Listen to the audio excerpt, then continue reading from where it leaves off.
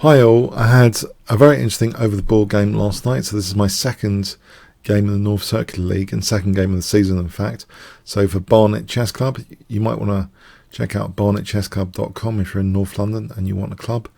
So B3, I played B3. My opponent was T Alin 174 ECF. I'm currently 209 ECF.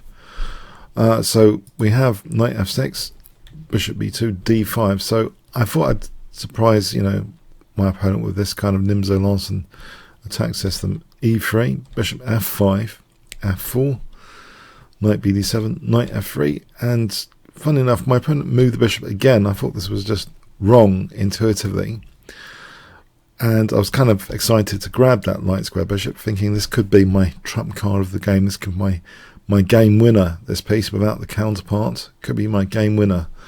Plays c6, g4. And I have played this g4, g5 before in Blitz. But after queen c7, g5, he doesn't mind this g5. The knight goes to e4. And it's here, actually, my concrete analysis, and I haven't really concretely analysed this position before, indicates that actually it might be best not to be tempted to kick the knight with d3, but to play knight c3. The pawn structure is kept intact here. D3 is a bit of a weakening move when I played. So for example, knight takes, bishop takes, white has a small edge here. But what I played was d3, and he actually forces me into a concession with queen a5 check. So it's a pesky, annoying check, but it actually forces a concession. Clearly I can't do knight d2 because he just takes. So c3, and my pawns are getting softer, it seems. Knight d2, and in fact he now plays e5. So even though I've got the bishop pair, my bishops are kind of asleep in this position. Apparently it might be good to play f takes here with potentially a small edge if this bishop can wake up, maybe on this diagonal when that d3 isn't hanging. So it's tricky already, actually. So maybe the main thing is to actually support the g5 pawn. Sometimes it's tricky here anyway. So I played a3, so I'm getting a nice row of pawns, which might not be that great actually. Queen b6, and now probably castling. If black castled, then maybe f takes and queen g3 might be okay, but it's nothing to write home about. So queen b6 carries on the probing. I play c4, actually. Apparently, casting queenside here is technically better with an advantage. This bishop will see the light of day. There doesn't seem to be too many problems there. But I played c4. And in fact, he has a strong move in this position. So I was trying to break open this bishop, but e3 is a bit vulnerable now. And in fact, even though this knight's been moving around, tickling, creating weaknesses, it seems the best move might be knight f5 here. Move it again to hit e3. And it seems the best I could hope for with best plays is this, for example, is good for black. So maybe the best is actually to play king e2, which doesn't seem very healthy generally. This position doesn't seem something I really wanted to get into, and that's just leading to equality. But anyway, thankfully he didn't play knight f5, he played d4. And I was getting concerned if the position gets closed up, that he's got a very, very nice position with the c5 square later. If I close up this bishop, then it didn't seem that great. For example, a5, knight c5 later. So I wanted to keep this bishop alive, and in fact I played f takes e5, which basically inconveniences my king, but this might actually be a good move here. Another try is e takes and h4, and this should be nice as well for white. But yes, this continuation is very interesting. D takes e3, e takes, yes, my king's inconvenienced, but I'm threatening rook e1 check now. So he hasn't got too much time to take things. For example, here, check, and then actually rook b1 threatens bishop f6, winning the queen. And if queen a4, then h4, for example, this position is looking like very, very nice for white. So he actually just castled here. And now d4 protects that b3 pawn. I'm never really threatening c5 with my king on d2 because he's always just going to take after taking on d6. So he actually played c5 immediately. I was actually expecting bishop takes d6 immediately and wanting king c2. And on c5 to play bishop g2 hitting b7. But he actually played this c5 immediately. I'll try and transpose it back into my calculations. King c2. Now he played bishop takes d6. If he plays c takes d4 here, rook d1 for example, this position, I don't have to play for bishop g2, I can just take on d4. And then here this is a good advantage for white. So that's dangerous actually. So what he did was actually bishop takes d6.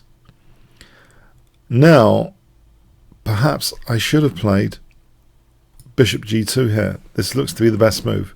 For example, c takes, bishop takes, and then if say bishop c5, bishop c3, it's nice. Look at the bishops here.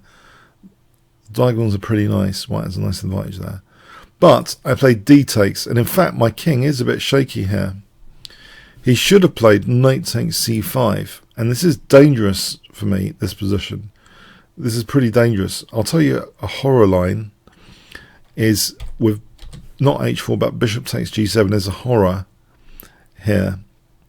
Yeah, nightmare on Elm Street because after bishop f4 trying to get the queen away from b3. This is just so dangerous. It's winning for black, this position, if I have that pawn. And yeah, you can imagine black's just so much quicker with the attack. It's just absolutely winning. For example, crushing. That could have been a bad fate, but anyway, so knight takes c5, h4 though is probably best, and then check, and then it should be just about equal here. But this was the way to play it seems for him. So even though I've got the knight square bishop, it's no big deal. But he played bishop takes c5. Now this gives me the driving seat again after bishop g2. f6 I played b4.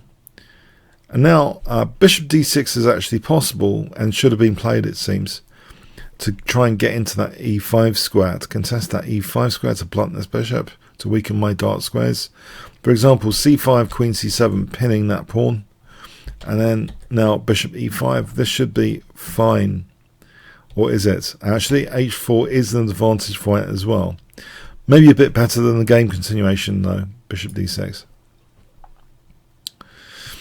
Okay, but he played bishop e7, and now rook a e1, and yeah, this is a really nice position, super nice now. It doesn't matter what he plays here, this is just super nice. He plays, though, rook h e8, and can you guess the move I played here if I give you 5 seconds to pause the video, starting from now?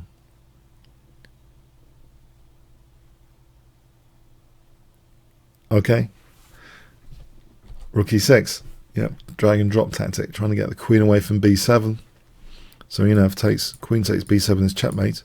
Thank you, light square bishop, trump card. So he's on the defensive now, and I'm doubling rooks. I'm using alignment. There was a question on Quora recently about alignment in chess. It is a powerful winning method quite often to intensify pressure. So here I've got alignment on the e file, and I thought he's in big trouble. Now, if he plays queen takes c4 check, he didn't play that, but king b1, I'm threatening not just queen takes b7 mating, but rook c1.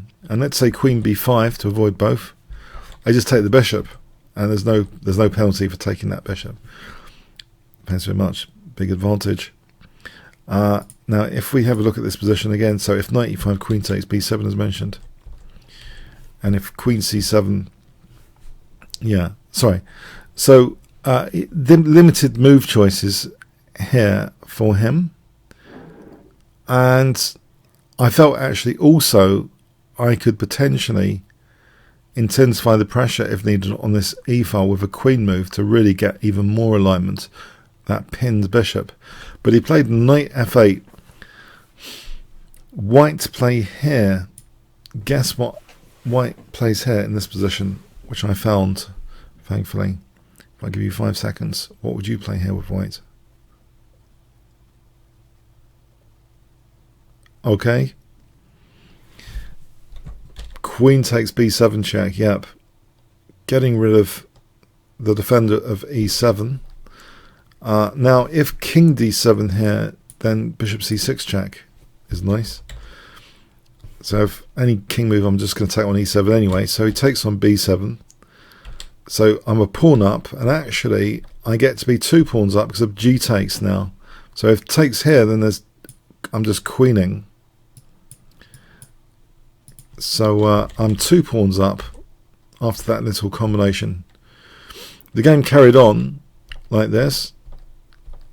So yeah, I didn't want to go into king d3, knight f4 check, blundering a pawn. So I have to be a bit careful.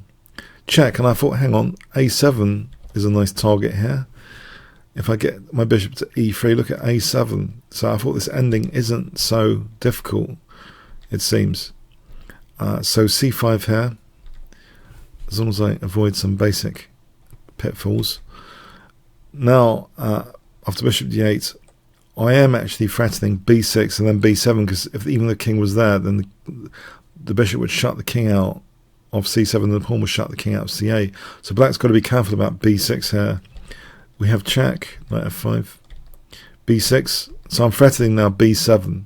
So the knight has to come to defend. Yeah, the king's not sufficient here, because look at this, queening. So the knight comes to defend, but I go for this pawn now to overload my opponent's position. I don't want to blockade. I've seen enough Leela blockade positions in endgames where she's pawns up and then drawn. But I thought, as long as I've got this pawn as well, the torture is going to be great. So knight a5, that does blockade, it seems, but I've got this side of the board to play with. King h5, taking this pawn. King g6, and I just need to herd my h pawn. So h5, I'm just going to herd my h pawn and play bishop e5 check. He actually resigned here. So just to put that on the board, say this carries on, check, and then it'll be mating, for example.